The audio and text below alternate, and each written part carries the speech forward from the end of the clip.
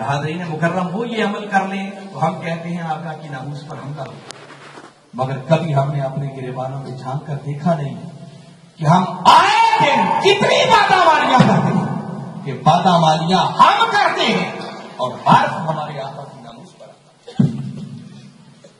جب اس تجارے خیر میں رہ کر مغرب کی سرزمین میں رہ کر آپ جھوٹ بولتے ہیں، بدقیامتی کرتے ہیں، آپس میں لڑائی جھگڑا کرتے ہیں، باہم دستوں کے لیے باہم ہوتے ہیں، تو یہاں ہوں یا پاکستان کی سرزمین پر، تو بادامالیاں ہماری ہیں۔ مگر کافر تو یہی سوچتے ہوں گے نا کہ معاذ اللہ شاید ان کا نبی ان کو یہی سبق دیتا ہے، ان کا دین ان کو یہی سمجھاتا ہے۔ تو بادامالیاں ہماری ہیں اور حرف ہمارے آقا کی ناموس پر آتا ہے، یہ کبھی گوارا نہیں ہو سکتا۔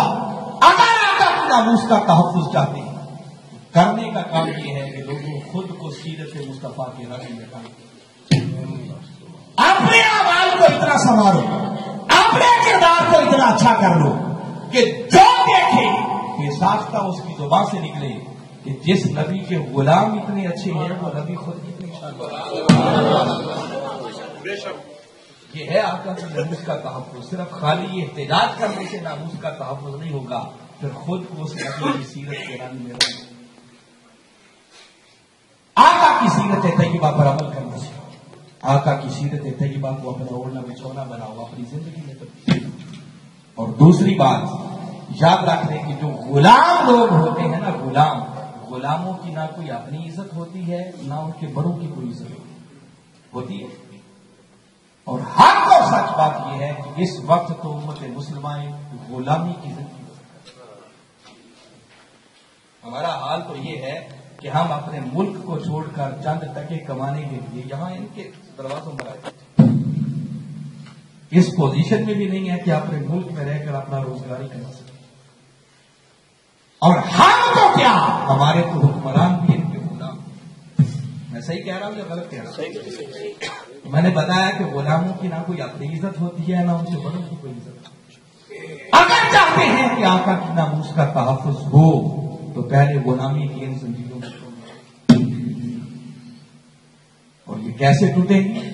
اپنے ممالک میں اچھے لوگوں کو اقتدار دیں۔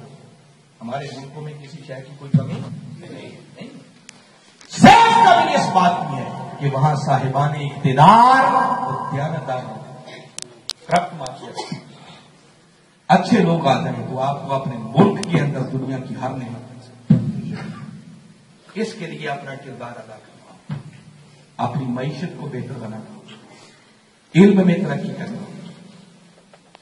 ایسا دور بھی آنا چاہیے آپ اعلیٰ تعلیم کے لیے یورپ کی طرف نہ بھاگیں، بلکہ اپنے ملک کو، اسلامی دنیا کو ایک اونچی سطح تک لے جائے کہ اعلیٰ تعلیم کے لیے یہ مغرب کے رہنے والے لوگ اسلامی ممالک کی طرف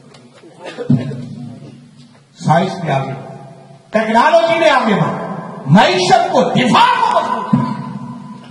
ہمارا حال تو یہ ہے کہ کتنے اسلامی ممالک ہیں جنہوں نے اپنی سیکیورٹی کے لیے بھی ان لوگوں کی فوجوں کو بلایا۔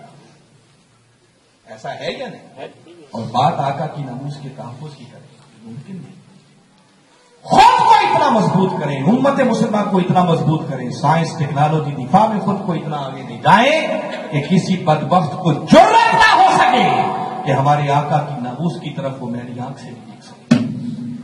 آج کے دور میں وہ مرد کلندر جس کو دنیا ڈاکٹر محمد طاہر القادری کے نام سے یاد کر رہی ہے، وہ اسی بات کی طرف پوری دنیا کو جس کا آغاز پاکستان کی سرزمین سے ایک ایفرٹ انہوں نے کی۔ انشاءاللہ امام علی مقام کی سنت پر عمل کرنے کا اجر ملے گا، لیکن ابھی تھوڑی سی ظالموں کو ٹھیک ہے، اگلا مرحلہ آئے گا، انشاءاللہ پاکستان کی تقدیر بدلے گی، اس دھرتی پر مستقبل انقلاب کا سلیرت کرے گی۔ اور صرف پاکستان نہیں، انشاءاللہ وہ وقت آنے والا ہے جب وہ مرد کلندر بین الاقوامی سطح پر امت مسلمہ کو لیڈ کرے گا اور مسلمانوں کو الگ کامن ویلتھ کا قیام عمل میں آئے گا۔ اور وہ سویرا بھی دیکھنے کو ملے گا کہ جب امت مسلمہ کی تقدیر کے فیصلے امریکہ اور واشنگٹن میں ہونے کی بجائے گنبد خضرا کے سائے آپ کو دعوت دے رہا ہوں کہ آئیں اس مرد کلندر کی آواز کو سنیں، فکر کو سنیں، ان کے دست و بازو بنیں، انشاءاللہ یہ دنیا بھی سمجھ جائے گی اور آخرت بھی سمجھ جائے گی۔ میں بار دیگر انتظامیہ کو آج کا یہ شاندار پروگرام منعقد کرنے پر مبارکباد پیش کرتا ہوں.